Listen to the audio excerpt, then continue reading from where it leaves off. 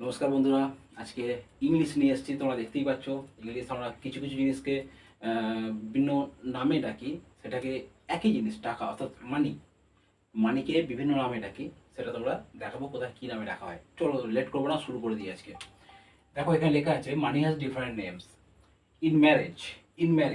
ম্যারেজকে তো হয় ডরি। মানিকে টেম্পলে বলা হয় ডোনেশন। স্কুলে বলা হয় ফি। ডাইভোর্সে বলা হয় অ্যালিমনি। কোর্টে বলা হয় ফাইন্স। কিডন্যাপার্স বলা হয় র্যানসাম। চিলড্রেন বলা হয় অ্যালায়েন্স।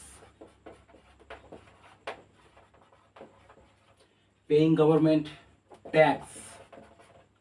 Employed worker salary. বড় ফ্রম ব্যাংক লোন। তো তোমরা বুঝতেই পারছো এটা ইজি এবং এক্সামে আসার জন্য একটা খুব ভালো একটা পরিস্থিতি। এটা কিন্তু তোমরা অবশ্যই ফলো করো এবং চ্যানেলটাকে সাবস্ক্রাইব করো।